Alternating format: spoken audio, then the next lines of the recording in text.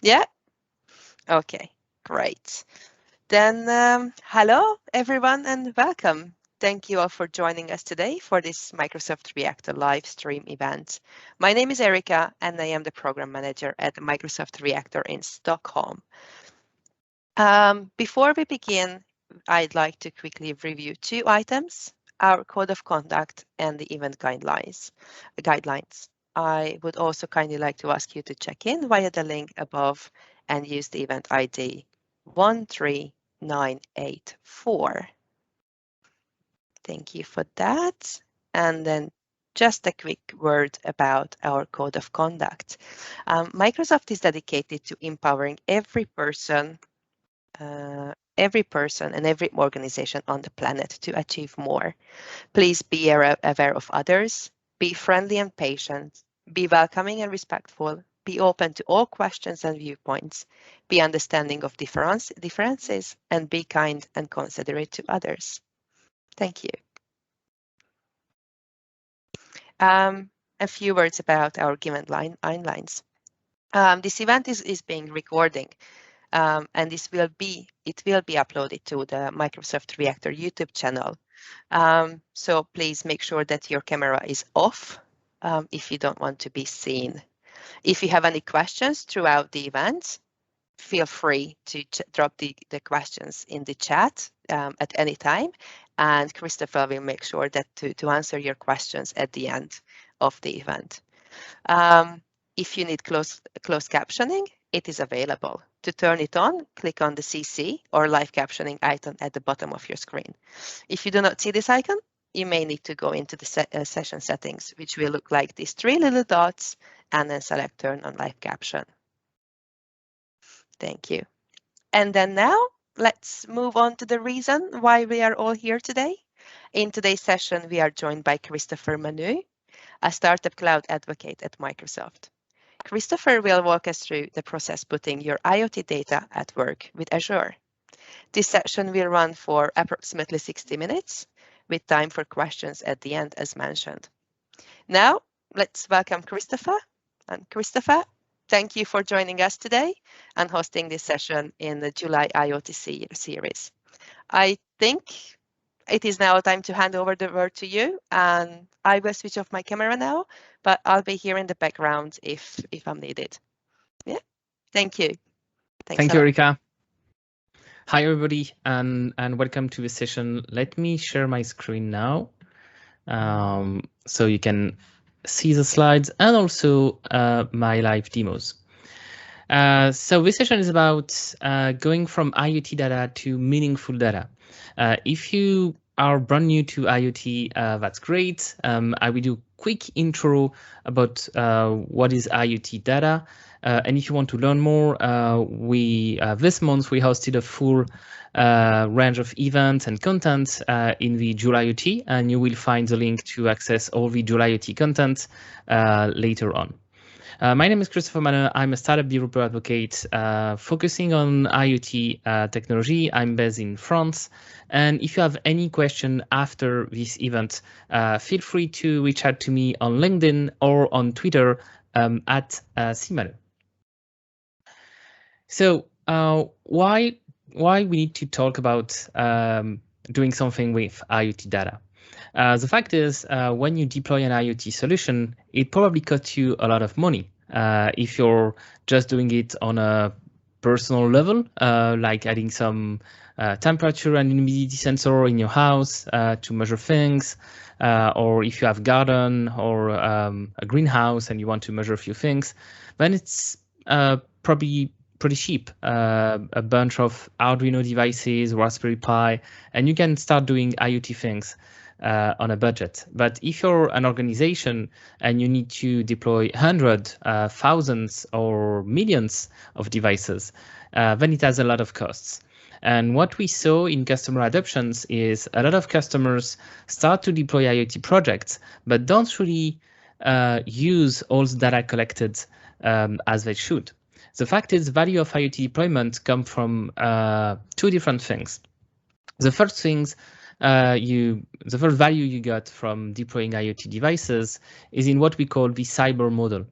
which is basically the ability to change how a specific item, so for example, an industrial equipment is functioning by changing settings in a remote fashion. So let's imagine, for example, a dishwasher. Thanks to a cyber model, an IoT dishwasher could use new washing cycles, washing programs without having to change anything in the equipment or to get back this equipment to the manufacturer. One of the biggest example of cyber model, I think, on Earth right now is the Tesla cars. They got a lot of software updates that really change the features and the performance of the vehicle without having to go back to a garage. And the second stream of value for IoT deployments is the analytics. All the data you gather either from one specific device or from a fleet of devices, and when you connect all these data from all these devices all together, then you can see trends, you can train machine learning models, etc. And then you can start really benefiting from having deployed all these IoT devices in the first place. So in this presentation, we will focus on the analytics part and especially how you can make this IoT data meaningful. And what I want to say by having meaningful IoT data is basically bringing this IoT data where you need it. And for that, you need a few things. First, you will probably need to enrich the IoT data. We will see some samples from real-world IoT devices, and you will see that the data that is output by the device is very sparse, very short, and there is a lot of information missing from that. It's mainly due to the nature of IoT devices that could be powered from battery cells that need to endure 5 years, 10 years without having to recharge them. And we all know the battery life we got from our smartphones, which is approximately a day. So having some sensor like temperature sensor sending data for over a year, then you need to be very cautious about the volume of data you send, because all the volume of data you send would cost you some power, and then a lot of devices just send very, very few information, and you will probably need to enrich this data. With context data, for example, you need to understand if this device is connected to another IoT device and maybe correlate data from two IoT devices to get a sense of what is happening in the real world, but also with reference data. For example, most of the time, an IoT device sending data is just sending an ID. And then for doing all your analysis, you may need to get from this ID where this specific device is installed, like in which city, in which building, in which part of the building, floor, etc. And you will probably need also other type of informations, like on which device this sensor is installed, or what kind of sensor it is. So you will need at some point in time in the process to get the data from the IoT data device and then add up some reference data and context data on top of that. We will see a few examples of how you can do it with Azure services. Next, you need to make this data accessible. And it's one of the biggest hurdles organizations have today when they deploy real-world IoT projects. Most of the time, these IoT-generated data is only benefiting from the part of the organization or the team that is actually conducting the IoT deployment project. And in fact, there is a lot of different departments, a lot of different teams in an organization that can benefit from all this IoT-generated data. So for that, you need to find a way to take this data out of the IoT silo and make it accessible to the whole organization. And the whole organization represents business databases, how you can enrich existing databases where all your business application connects to get more accurate data, for example. You need to to let your data engineers, your business analysts, your data scientists, if you have a data science team, access all this data as well, so they can do some analysis on top of that. And maybe you can even integrate directly this IoT data to some business applications to create new scenarios or to optimize operations. Last but not least, sometime you may need to do it in real time. Not all IoT projects need to have a real-time data pipeline, but it happens from some projects. I will briefly touch some words about real-time data, but it could be a complicated scenario, and we will not focus on these real-time capabilities for today's presentation. So if you're new to the IoT ecosystem, I just wanted to, in one slide, show you, explain a little bit of what is IoT data, the nature of IoT data. So first, we can have documents. You may recognize here a JSON document, but IoT devices can send data in a wide variety of formats. JSON is quite common, but it's also quite verbose, which means that some devices send data in like binary format, for example, to consume less power to emit that data to wireless network. But it's basically an organized document. But on top of that, we also have a lot of metadata associated with this data. As I said, when we receive this data in a backend, we probably have a lot of information like an ID of the device and maybe some other data like customer location, device location, and other business parameter, business values. You can also derive from this metadata. You can also kind of get other metadata. It's one way to enrich messages. For example, here I have the timestamp of the data, but I also have the GPS location of the device. So I can probably connect to some API to get the local weather at that time in the specific location. And maybe it's something interesting if I, for example, want to correlate the humidity, or in this example, some air quality information, then probably having the weather and the wind is something important in the specific case. And another kind of data you can get from IoT devices is unstructured data. And that's especially true for images, live video feeds, that kind of things. We have a ton of solution in Azure to process this unstructured data, but it's out of scope for today's presentation. However, you will see from time to time places where we could be able to use the services I will present to you today to deal with unstructured data. So for the rest of the presentation, we will focus on two different topics. The first one is to enrich IoT data, and the second one is make this IoT data accessible to the business application, business databases, and people within your organization. So first step, enrich IoT data. Well, in an IoT architecture, most of the time, we will start our journey by what we called an IoT Gateway. An IoT Gateway is a simple component hosted sometime in the cloud, like with Azure IoT Hub, where all your devices, whenever the type of devices they are, and whatever the type of connectivity they got, could be wireless internet, wired 4G, or other ways to communicate. They are all sending messages, all communicating through a single endpoint, which is the IoT Gateway. In case of Azure IoT Hub.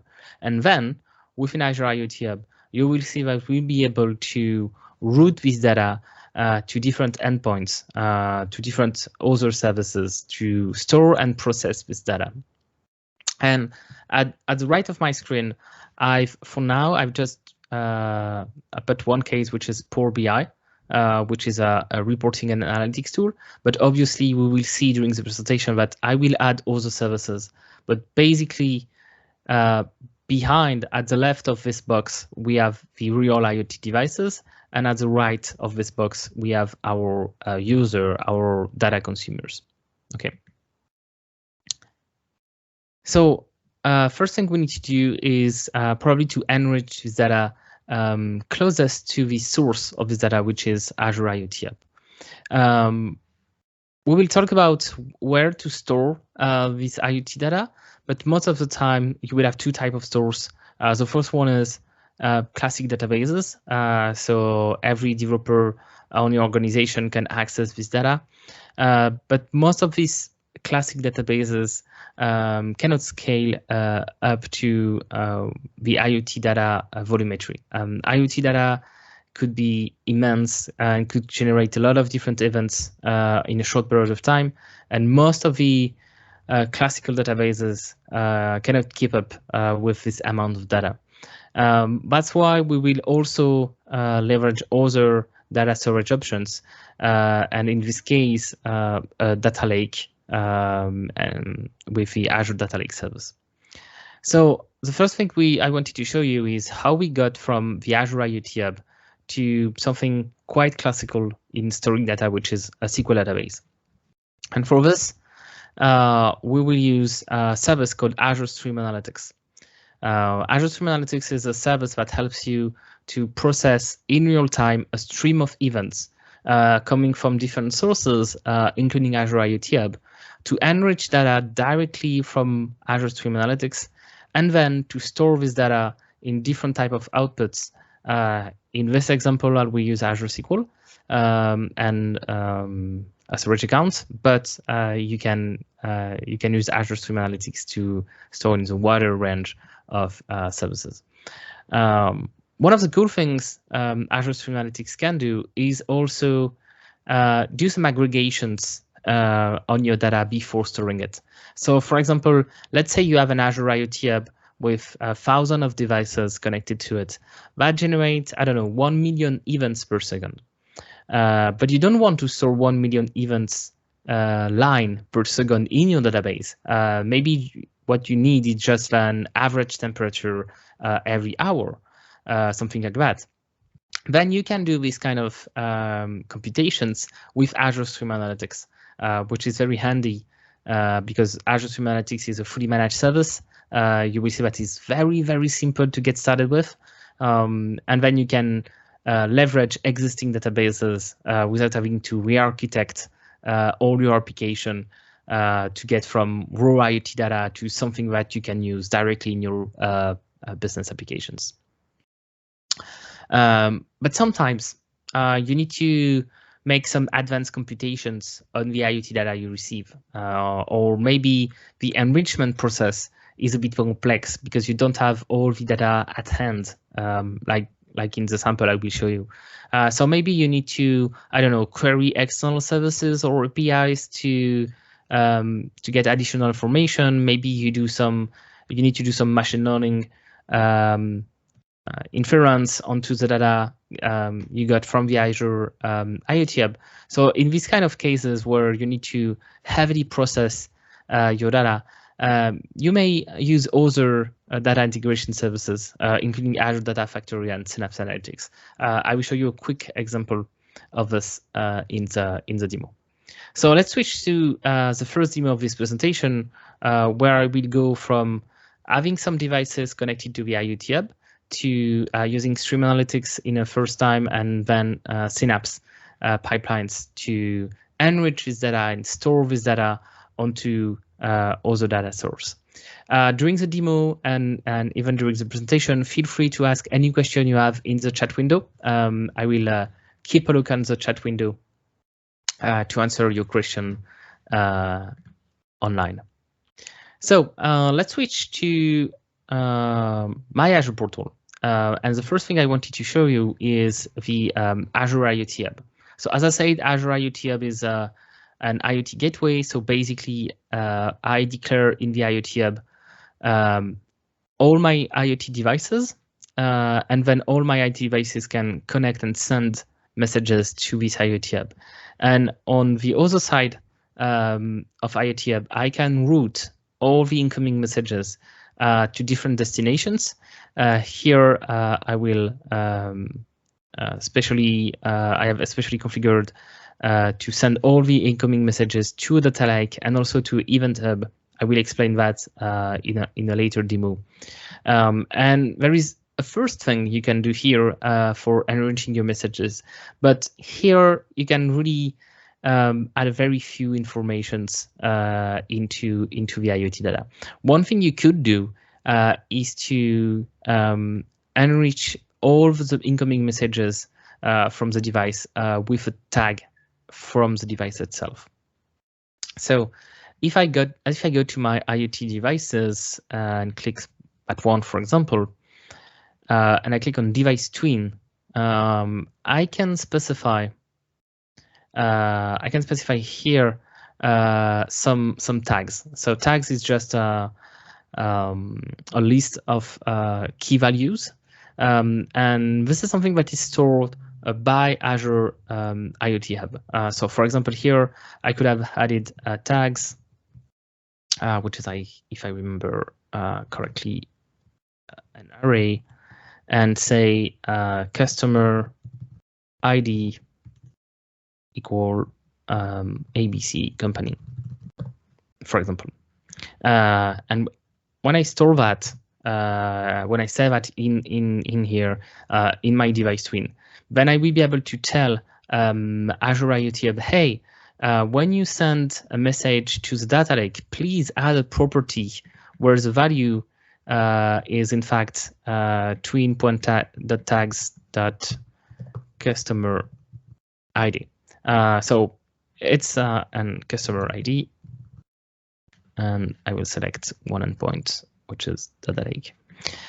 So that's one way to enrich the messages. But as you can see, it's very static, and the value you want to enrich need to be stored in the device twin, which is a very limited way to store informations. Most of the time, you will have somewhere database containing a lot of informations about your devices, which is my case here in this example. I have an Azure SQL database with a sensor tables, and for example, for each sensor ID, I got other information like the city, the building, and even the install date for some of my devices.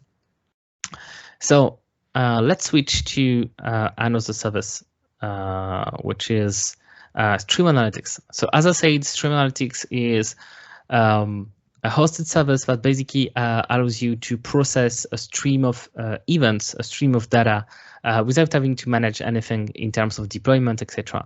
And the ways you create a Stream Analytics job is that simple. You have three things. That's it. You have inputs, we will see them in a minute, outputs, and you have a query, which is kind of like a SQL query. So let's have a look at the inputs. Here I have two types of inputs. The first one is the stream input, which is from an IoT Hub, the same IoT Hub I just showed you. So basically, I'm telling here Stream Analytics, hey, please listen to all the incoming messages from this IoT Hub and process all of them. But I also can add reference inputs, and in this case is a SQL database where I basically tell Azure Stream Analytics, hey, there is some SQL table there where I need to grab periodically the content of this table and keep it somewhere near you, because I will need this data when I'm doing my event processing.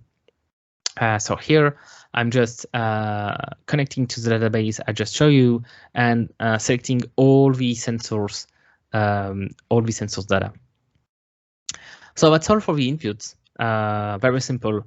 Then outputs. The idea of the job is to input all the reference and stream data, process them with a query, and then store the resulting data into some database or other cells. And as you can see, Stream Analytics support few databases like SQL database, Cosmos DB, Azure Synapse Analytics, blob storage, table storage, but also other services like Event Hub, service queues, and even Power BI. you know, I during my intro, I talked about doing real-time analysis. This is something you can do actually with Stream Analytics and Power BI. You can have a live data source within Power BI and having a dashboard that refresh in real time with Stream Analytics and Power BI. So here, I will store all my output to a Cosmos DB database, which is one of the databases options we have in Azure. And the last thing you need to do is to write a query, a simple SQL query, where basically you're selecting the data you want from your data source, here the IoT Hub, maybe doing some enrichment, and that's what I'm doing here by joining the data from my IoT Hub to something I have on my devices database. One of the cool things of this product is you can see here in real time some previews, and you can even test the query. So here, if I click on test query, you will see that I will go from my input, which is this table with a device column, a type of information column, timestamp, a temperature value, and other values, to what I will output, what I will add as a document to my Cosmos DB database, which is device field, a site field, a building site field, and a temperature and timestamp. So here, device, temperature, and timestamp are data that come from the IoT Hub, but site and building are data I've enriched thanks to connecting to my SQL database. So that's a great service to enrich your data and store your IoT data directly into some databases or sending it directly to some applications. If you need to do more complex things, you may want to switch to other services. One of them is Azure Synapse Analytics, which is a quite new analytics service, but gets a lot of different features. One of them is basically a data warehouse, but ready to scale for big data. It's not like Azure SQL Warehouse, data warehouse, which was a previous offering. It's a new offering, which is technically very different and that can scale to petabytes of data. And one of the cool things they have is the integration part, which is Azure Synapse Pipeline. So I told you when I presented the IoT Hub that all my data incoming from the IoT Hub is also stored into data lake. So let's explore here this data lake. As you can see, there I have a root folder, meaning IoT Hub, and then I have 4 folders.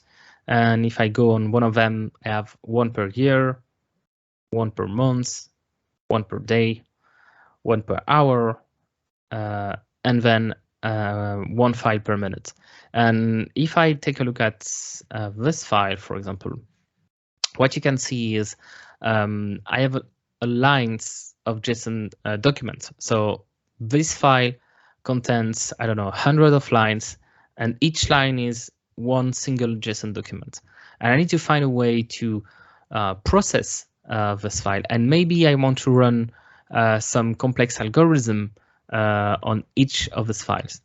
So what I can do is I can create a pipeline for which I will I have added a trigger, so a way to launch the execution of this pipeline. And for this pipeline, I've configured a storage trigger, which means that Azure Synapse Pipeline will automatically watch for a new files being created in this data lake. And when a new file is being created in this data lake, then it launches the pipeline. Okay.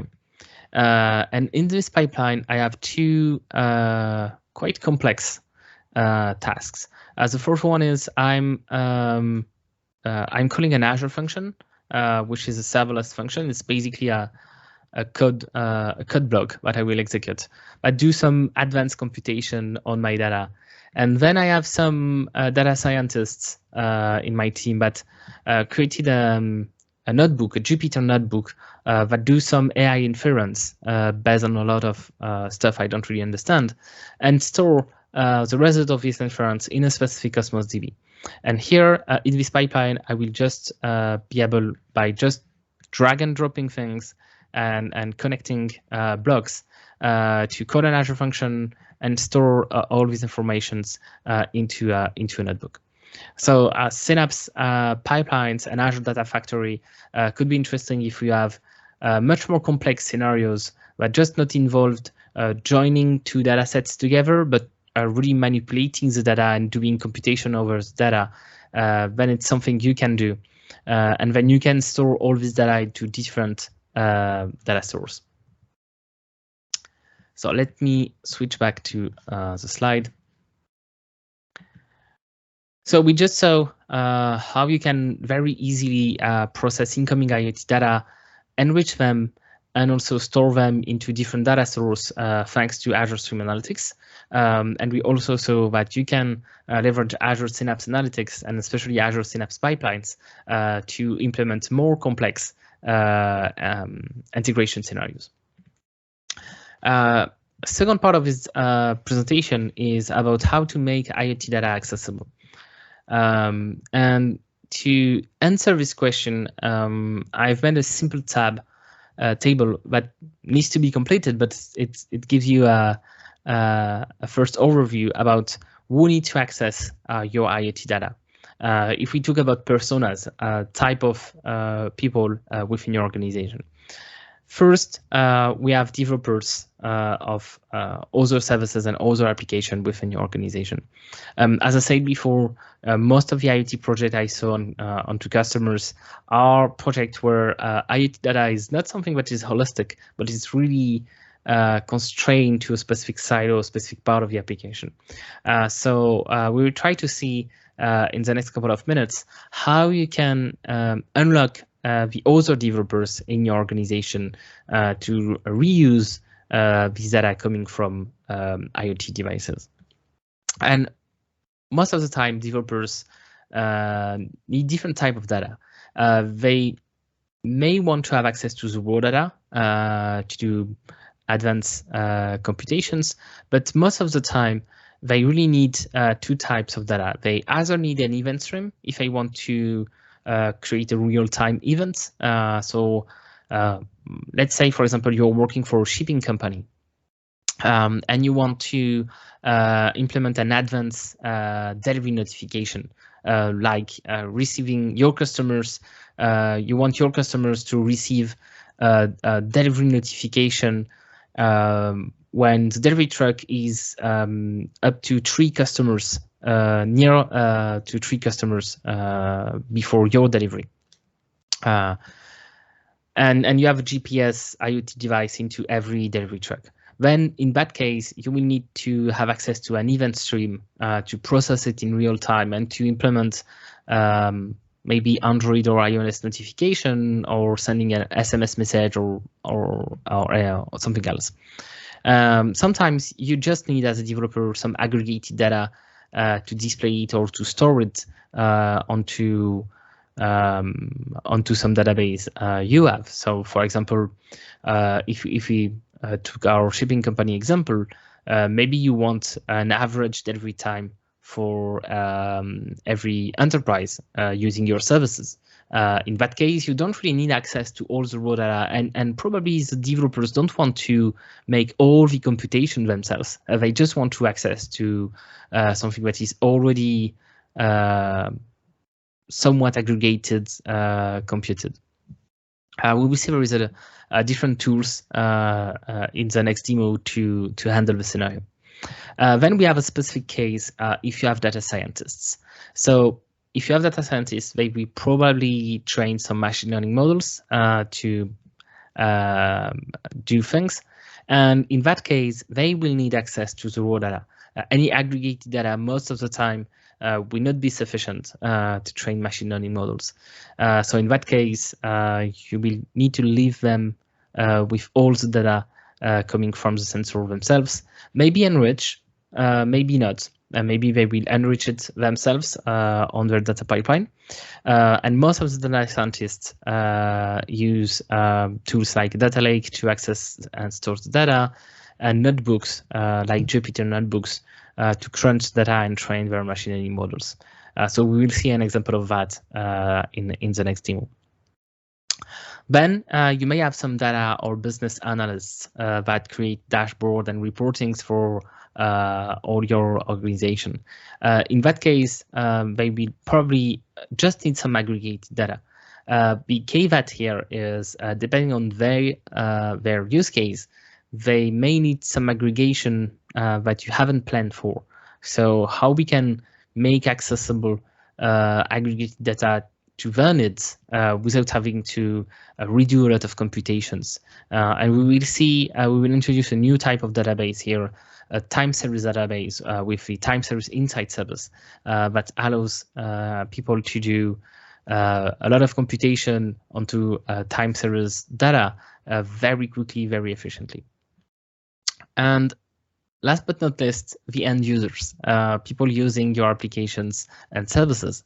So it could be in a factory line, it could be a factory worker or a factory manager, or in delivery, it could be the delivery person that need to have data.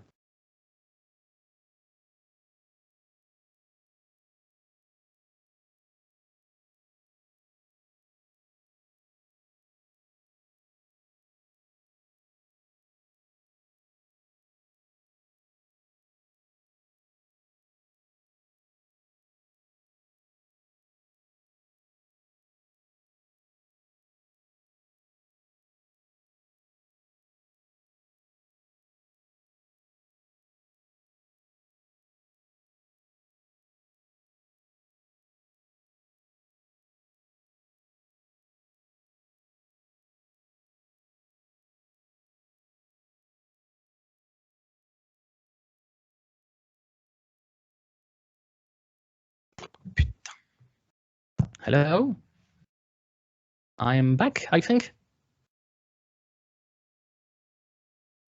You're muted, Erika.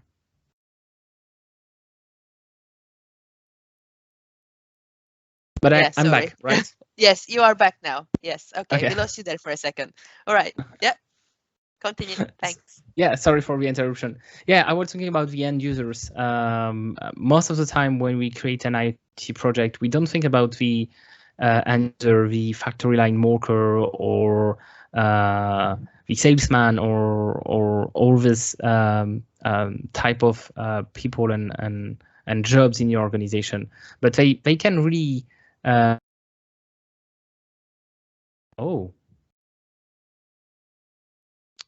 Yeah, I think I'm back again.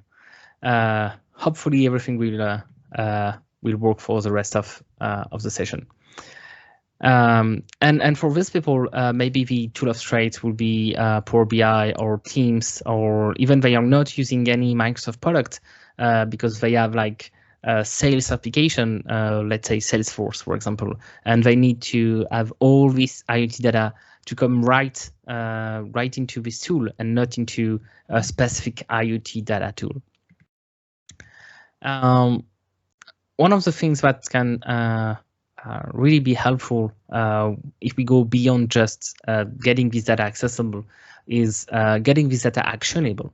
And one of the things you could do with one of the tools I will introduce you in a minute, which is Azure Logic Apps, is to directly connect incoming IoT data to some other applications, business applications. And in this example, I have leveraged Azure Logic Apps to send in when specific conditions are reached, a notification directly into a Teams channel. So people can talk about it. They can start a conversation based on some abnormal data that are sent from an IoT device. So there's a lot of different scenarios to think about. And when you think about IoT data, you kind of need to open your mind to also, but if I have this data in hand in real time, can I put it directly into something that is actionable, or like somebody can make some actions based on that? So let's switch to the second series of demo, which is how to make all this IoT data accessible to a lot of people within your organization. And yes, Murat, it was indeed a check to see if everybody is paying attention.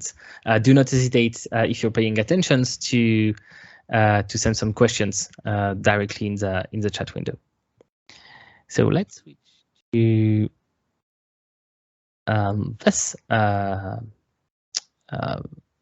this Azure dashboard. So before presenting you with the first use case, which is leveraging Azure Logic Apps, I need to do one small step. Azure IoT Hub has been created in mind for people doing only IoT stuff. And in that case, even if IoT Hub can expose an open protocol, it's mostly dedicated to other services that kind of talk the IoT lingo. But if you're just a developer working on a business application, you don't want to learn or don't have to learn all these IoT stuff. You just want to receive a simple message on a queue, something like that, that say, hey, this device went above this specific threshold and I need to be alerted, and that's it. In that case, in Azure, most of the time we rely on a service called Azure Event Hubs, which is a message broker, basically. One of the cool things of Azure Event Hubs is it's directly connected with Azure IoT Hub. So you can send all the incoming messages or filter some messages from IoT Hub to directly Azure Event Hubs without having to, for example, use Stream Analytics. Obviously, if you want, you can also put Azure Stream Analytics between these two services. For example, if the average temperature has augmented from 10% from 10 minutes prior to that, then create a new message. The other cool thing about Azure Event Hubs is virtually any application can process messages incoming from Event Hubs. You can use the Azure Event Hubs SDK, or you can rely on a well-known open source protocol, which is Kafka. So Azure Event Hubs act as a Kafka cluster. So if someone developing an application could be a Kafka consumer, then they could be an Event Hubs consumer. And while using a Kafka SDK without having to use an Event Hubs specific SDK. So which is one of the cool things. The other cool things when you use Azure Event Hubs is that you can leverage Azure Logic Apps. So Azure Logic Apps is basically a serverless workflow service. That means that you can create your workflow. I will show you how in a very simple way using existing connectors. So there is almost no code involved here, and you can connect different business application, different services directly within Logic Apps without having to host a service, a cron job, or something like that. A Logic app workflow starts with a trigger. In that case, it's an Event Hub trigger, which is when the Event Hub receives a new message, then process it. And then here I've added something which is a very basic way to integrate almost any application with Azure IoT Hub by leveraging a webhook. So in this case, what I'm doing is I'm parsing the content of the message received from the IoT device as a JSON document, and then I'm simply posting the content of this message onto my application. And I can do interesting things, like, for example, here I can mix the address of the API by telemetry, for example. Tree, yeah. So I can reuse some devices information that is actually parts from the previous step. So you can add a lot of different steps here. There is built-in functions for parsing messaging, for doing for each over an array, or doing switch. But there is also a lot of different connectors for a lot of different applications. So let's say you want to send a signature electronic signature request, or you want to store it in another database in another cloud, or you want to create a task, or you want to add it directly to, we have some CRM. There is a lot of connectors like Dynamics 365, Salesforce, a little below, or send an email, or send something onto an FTP server. So basically, if you want to integrate your IoT data to an existing application, Azure Logic Apps is a great way to connect these two without having to create specific code for doing this. And if you want to reuse that simple recipe, then the application just need to accept HTTP post requests to get the messagings. So that's one way to really easily integrate your data as a developer from IoT to a business application. The second way of getting access to this data is to offer a database where developers can just connect and access this data with their own SDK. If they use an object relational mapping system, they can use it, etc. In this example, I've used Azure Cosmos DB, which is a multi-model cloud database. So basically, with Azure Cosmos DB, you can expose the database with an SQL language, but also as a MongoDB database, for example. So again, we are leveraging here an open protocol to get access to this data. So a lot of developers, either with SQL or with the MongoDB Wire API, can get access to your data. And one of the cool things of Azure Cosmos DB is it's also supporting the Jupyter Python notebooks. So in that case, I've used the C# language to write the notebook, but obviously you can use Python if you prefer. And what I've done here is basically I'm using the Cosmos DB client to connect to my database. I have my class representing the telemetry events, and then I just have to write a simple query, and I can see the results directly in line. So as you can see here is my Enrich data. This data comes from the Azure Stream Analytics jobs we saw a bit earlier, and we can do cool things, cool analysis things right from Azure Cosmos DB notebook experience. For example, I want here a summary diagram where I can see all the temperatures, the different temperatures over time for a specific cities, for all IoT devices in the specific city. But I may want to adjust, for example, here the category to the building.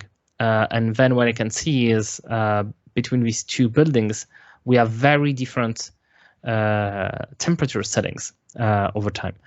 So you can do very basic data analysis right from Azure Cosmos DB.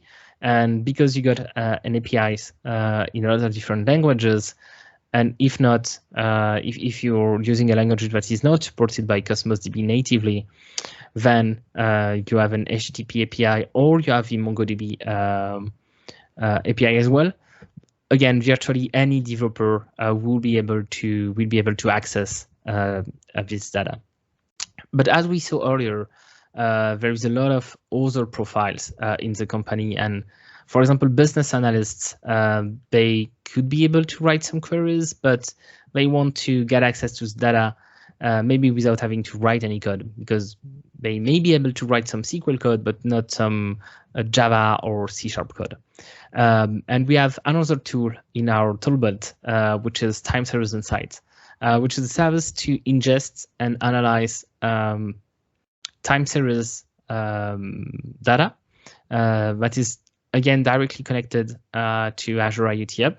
And as you can see here, I'm exploring events from a specific time window, and I can do I can see all my different sensors value here over time.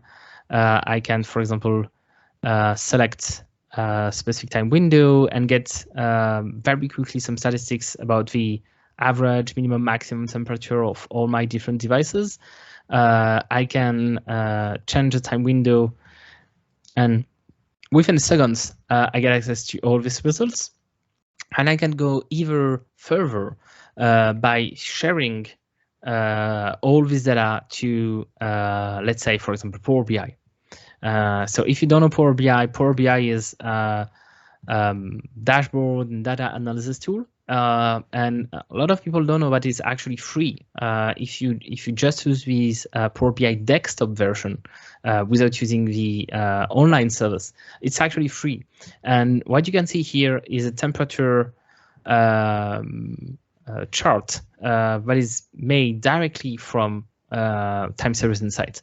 So again, as a developer or an IoT architect, you can configure time series insight and give access to some people in your organization, like the business and the analysts. They can go there and select the time range they want and select the devices they want, and just connect to Power BI, copy this query, and then you can go directly to Power BI, get data, select when it will be display time series insights, and paste the query directly from time series insights. Yep, here Azure, and you have time series insights here.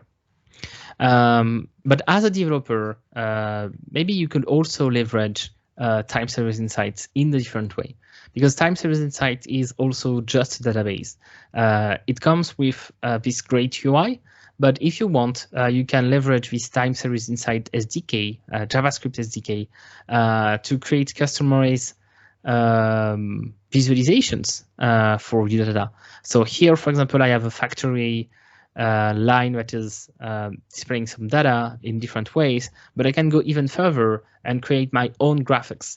And here, for example, you can see an industrial equipment, and you can see as an overlay in real time data coming from IoT sensors, going through time series insight and being displayed here. And we can definitely imagine having a screen into a factory line displaying this data for the factory operators, so they can make a decision much more quicker.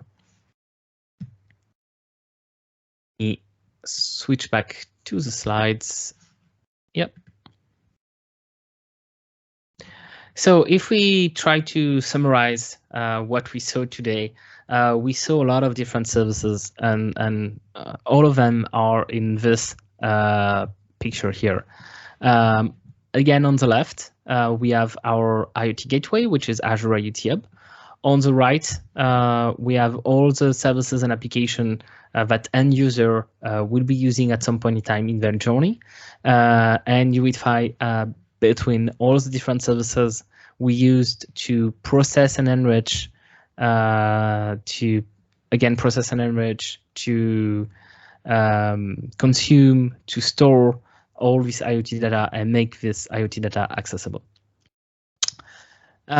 That's it for me for today. Thanks for watching. You can get access to the slides of this presentation and other supplemental links, including links to Microsoft Learn modules, which are free online modules to actually understand how to do what I've done in these different demos. On maneu.org/IoT-meaningful-data.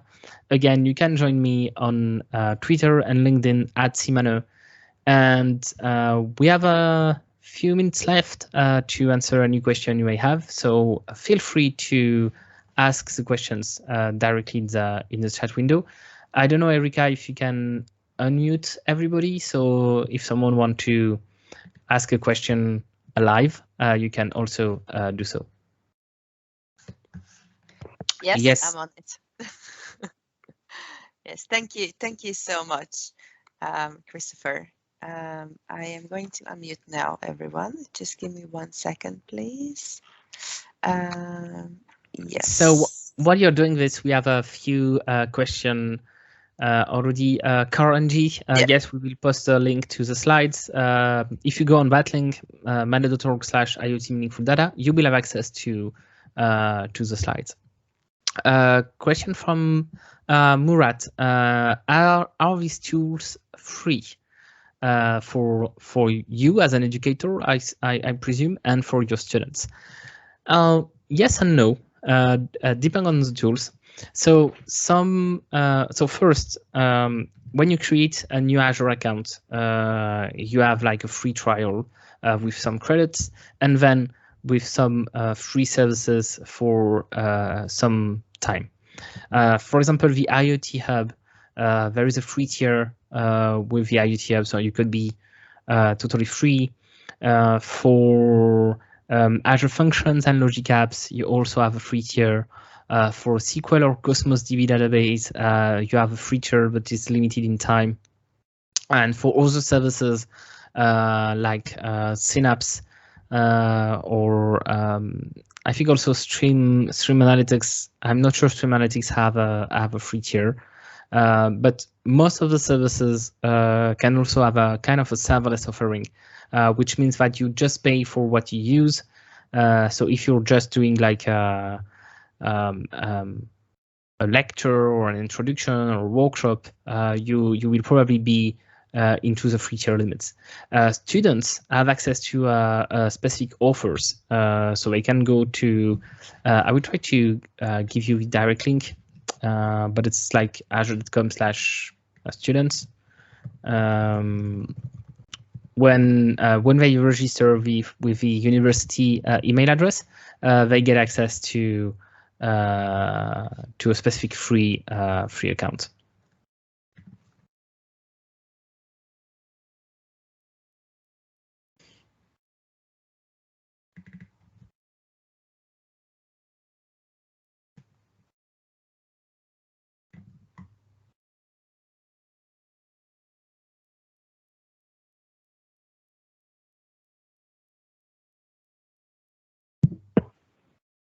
Yes, there we have it in the chat. Thank you.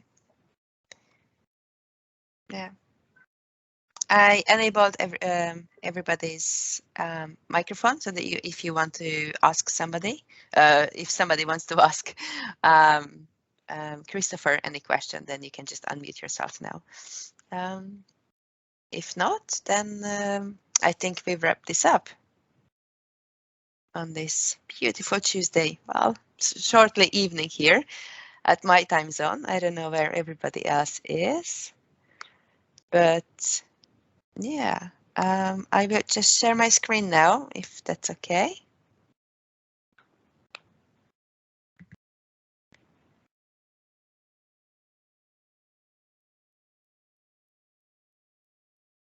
No, this one. Yes. So yeah, if there is no more questions, then I would just like to thank you, Christopher.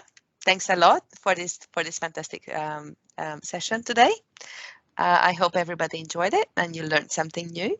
This is what we are here for. And the reactor is on Meetup, so you can join one of our pages that is closest to your time zone or region. You can save our website and check the calendar for updates. We are always adding more sessions on a regular basis. You can also sign up for our newsletter, which goes out once a month with sessions that are within your region. And you can also follow us on Twitter, where we highlight some of our sessions. Yeah. And as I have dropped in the chat earlier, we are constantly striving to create excellent content and would appreciate if you could take this brief survey for us, because we are here for you and this content is for you, and we cannot build better content if you don't hear from you. So if you have a few minutes, please do that, and just please enter the event code 13984. Thank you so much. This is it from us today. I hope you have a fantastic rest of the week, and I hope to see you soon, very, very soon here on the Reactor live stream event. And Christopher, I hope I get the chance to host another event with you soon as well. Have to. Have a great Yes. end of day, everybody. Yes. Thank you. Bye. Bye-bye.